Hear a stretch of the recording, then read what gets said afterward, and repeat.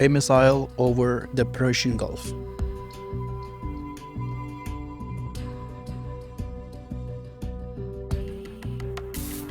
a petrol pump in Tokyo,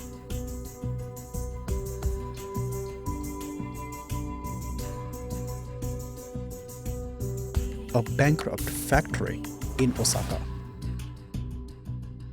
and the interest rate on your next loan, wherever in the world you live. These four things look like they have nothing to do with each other, but there is an invisible thread running through all of them. And few days ago, that thread pulled so hard that America did something that it hadn't done in 28 years. It raged into the currency market to rescue the money of another country, not an enemy, its best friend. One of the most famous financial minds on earth is calling what's happening right now the financial equivalent of all-out nuclear war. And almost nobody outside the finance world has ever noticed. Today, I'm going to pull that thread for you, slowly, simply, from the first missile to your monthly bills. And near the end, I will show you one photograph from inside Camp David that might just be the most expensive accident in financial history. Hey everyone, my name is Arora. Hope you're doing well. Let's pull that thread today.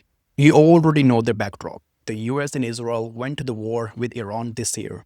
Iran hit back the way everyone feared by choking the Strait of Hormuz, the narrow stretch of water that carries 1/5 of all oil on Earth. Now, the whole world felt that. But one country felt it like heart attack. Not Iran, not America, not Israel, Japan. Here is the number that explains everything. Japan imports basically all of its oil, and 93% of it sails through the Strait of Hormuz. 93%. One of the most advanced economies in human history running through a single corridor of water that just got blocked. Imagine your house has one door, no windows, no back exit, one door, and someone just parked a truck in front of it. That is Japan's energy situation right now. Tokyo didn't just wait. The government cracked open its emergency reserves. 80 million barrels of oil just to keep the lights on and the cars moving. Emergency reserves are meant for the end of the world. Japan is using them now. And when energy gets scarce, the next domino falls automatically. Everything gets expensive.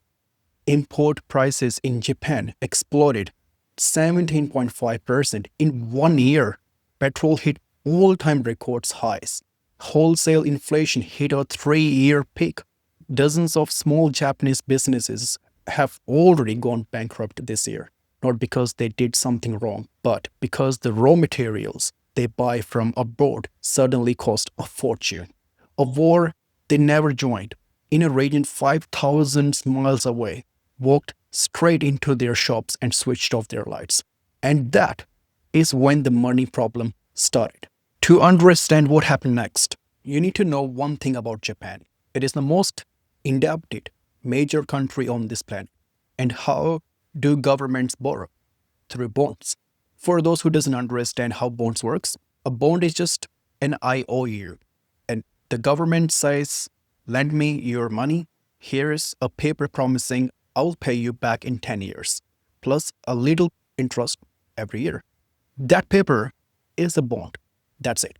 Governments run their entire existence on this paper. And the interest they pay on those IOUs, that's called the yield. Here is the one simple rule you need to know. When investors trust a country, they accept low interest. The country borrows cheap. When investors get nervous, they demand more. The yield rises. So whenever you hear bond yields are rising on the news channels or anywhere, just translate it in your head. This government's debt is getting more expensive because people are getting scared. For 30 years, Japan had a superpower. It could borrow almost for free, 0% interest.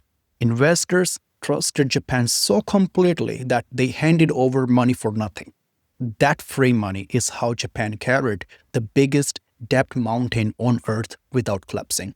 The Iran war just took that superpower away because inflation is the natural enemy of cheap borrowing.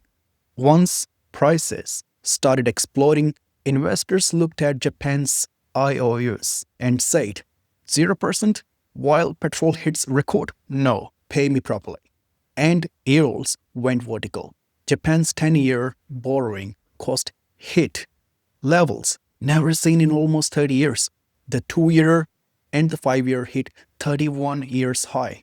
An entire generation of Japanese bankers has never seen numbers like this in their working lives. And then something strange happened. Something that made economists around the world sit up at 3 a.m. The yen crashed anyway. Think about it. Higher interest rates are supposed to make a currency stronger because investors chase the better returns. Instead, the yen collapsed to 162 per dollar, its weakest level in 40 years. Why? Because the world did the math. Record energy bills plus record debt plus rising interest on that debt equals a country caught in quicksand. The harder Japan struggles, the deeper it sinks. Weak currency and rising yields. At the same time, economists have a nickname for that combination, the doom loop. It's what happens to fragile and unstable economies. It is not supposed to happen to Japan, but it's happening to Japan.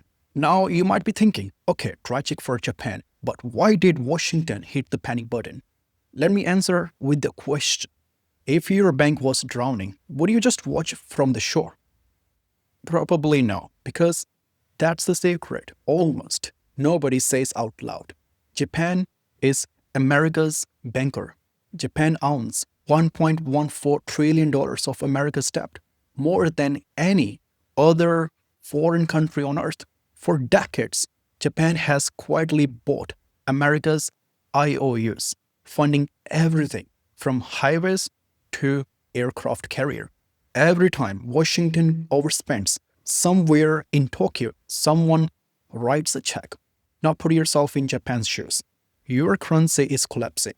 You desperately need dollar to defend it. Where is the fastest, biggest pile of dollar you own? Your American bonds. So what do? You just sell them, right? And Japan already reached for that lever. In just first 3 months of 2026, Japan quietly sold nearly $30 billion of US government bonds, its fastest selling spree in 4 years. That was just the warm-up. Here is the Washington's nightmare in one sentence. If Japan starts dumping Americans' IOUs at full scale, their prices falls, which forces America's own borrowing costs up. At the exact moment, America owes around $40 trillion and is paying for the war on the same time. America's own 10-year yield has already climbed from 4.1 to 4.6% this year. Every fraction of a percent on $40 trillion is tens of billions of dollars extra interest forever. Do you see the trap now? The patient and the doctor are handcuffed together. Japan's crisis is America's crisis. This is why Jim Rickards, the man who literally wrote the book called Currency Wars, is calling this the financial equivalent of all-out nuclear war. He even invented a word for it, intervention. He says it, the biggest story in the world right now. And here is the bitter irony that no one in Washington wants to say into the microphone. America built this trap for itself. Follow the sequence. Washington chose the war with Iran. The war choked the Hormuz. Hormuz choked Japan. And Japan's collapse now has a gun pointed at America's own bond market. One analyst put it perfectly. By starting the Iran war, the US choked one of its own biggest funding sources. Nobody ran that calculation before the first missile flew. They are running it right now. So on Friday, 1st of August, for the first time since 1998, the United States and Japan walked into the currency market together and started buying yen with both hands. Japan alone reportedly fired $88 billion at the market in 2 days. But before the intervention even happened, there was a photograph, and I need to show it here because I can't stop thinking about it. This is the US Treasury Secretary, Scott Bessent, sitting at a cabinet meeting at Camp David on July 31st. On the table, in front of him, a paper notepad. And on that notepad, in his own handwriting, under the words to do by Japanese yen 5 to $10 billion. A press photographer captured it. Within few hours, it was everywhere. The next day, the intervention happened, almost exactly as the note described. Now, everyone reported this as a hilarious blunder. Oops, the Treasury Secretary forgot to close his notepad. But sit with it for a second. This man ran one of the most successful hedge funds in human history. He has handled the market moving secret his entire career. People like him don't carry tomorrow's billion-dollar trade in readable handwriting into a room full of conference or cameras. So here is the other possibility. The one trader whispered about. The leak was just the weapon. In central banking, there is an old trick. Sometimes you don't need to spend billions to move the market. You just need the market to believe you will. Fear does the work for free. One photographed notepad tells every trader on earth, America is coming. Bet against the yen at your own risk. That's billions of dollars of pressure for the price of a pen. Accident or masterstroke, we will never know for certain. But watch what America did next, because fingerprints tells you the real motive. Fingerprint number 1. America bought yen using euros, not dollars. Why does it matter? Because selling dollars could shake the US bond market, the very thing they are terrified of disturbing. They rescued their friend without opening their own vault. Fingerprint number 2. The pawn shop. Bessent is now publicly pressuring the Federal Reserve to expand something called the FIMA facility. Ignore the name. Here's what it is in simple language. A pawn shop for the governments. Japan brings its American bonds to the counter, borrows dollars against them, and walks out with cash without selling the bonds. Look at both fingerprints together, and the truth is sitting right there. Every single move is designed to achieve one thing: stop Japan from selling America's debt. This rescue was never about saving the yen. It's about making sure America's banker never has to empty the vault. Even the internet noticed. Under Bessent's own triumphant post about the intervention, one viral reply said it all. I am sure this has nothing to do with the fact that Japan holds $1.14 trillion of US debt. So, did the $88 billion punch work? Here's the scoreboard. The yen jumped from 162 to about 155. Then, within days, it slid right back above 159. The most two powerful treasuries on earth swung together, and the market took the hit, dusted itself off, and kept walking. Because intervention treats the fever, not the infection. The war, the oil, the inflation, 40 years of debt, all sit there. Analysts are saying openly, these rescues buy weeks, not years. Japan cannot spend $88 billion every week, and everybody in the market knows about it. Step back with me, because This connects to the bigger story I have been tracking on this channel since my very first video. What you have just watched, Japan's bonds in crisis, America building a pawn shop to protect its own, is a live demonstration of something historic. The era when paper promises felt automatically safe is cracking. Two of the three biggest economies on earth are now managing their money by hand, week to week, like emergency room patients. And history is very consistent about what happens when people lose even a little faith in paper. They reach for things no government can print: gold, silver, or any hard assets. Look at 2026. Gold smashed its all-time record, over $5,500 an ounce in January. It's been a roller coaster since, swinging with every twist of the war. But analysts like Rickards argue the destination is clear. Every crisis, every intervention, every new trillion of debt quietly pushes more money toward hard assets.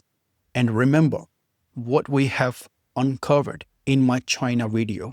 Central banks themselves have been buying gold at record pace for 3 straight years. The people who print the paper are stacking the metal. Now, I'm not a financial advisor and I will never tell you what to do with your money. That's not what this channel is about. But I will tell you to see the pattern, because people running the system clearly says it. That's why they are building a pawn shop for bonds and writing billions of dollars of shopping lists on notepads at Camp David. And in fairness, here's the Washington's side. They say this is simply allies protecting allies. Economic security is national security, in Benson's words or Trump words. Maybe the ceasefire holds, oil calm down, and this whole storm passes. That is genuinely possible. But leave the video with one question. If the system were truly healthy, would it need this much rescuing? We started this video with 4 images: a missile, a petrol factory, a shutter factory, a loan document. Now you can see the thread. A war in the Gulf became an energy heart attack in Tokyo, became a debt spiral in the world's most indebted country, became an emergency rescue in Washington, because the drowning country happens to be America's own banker. And whatever happens to America's borrowing costs eventually reaches the price of your law, your fuel, your grocery, no matter where on this planet you're watching from. That's the world we live in now. There is no such thing as someone else's crisis. The yen story is far from over. The next intervention, the next bond auction, the next twist in the war, I will be tracking all of it and explaining it here, simply like today. If this video finally made bonds, yields, and this whole crisis click for you, shared with someone who needs to know and who watches the news and notes without understanding, you know exactly who they are.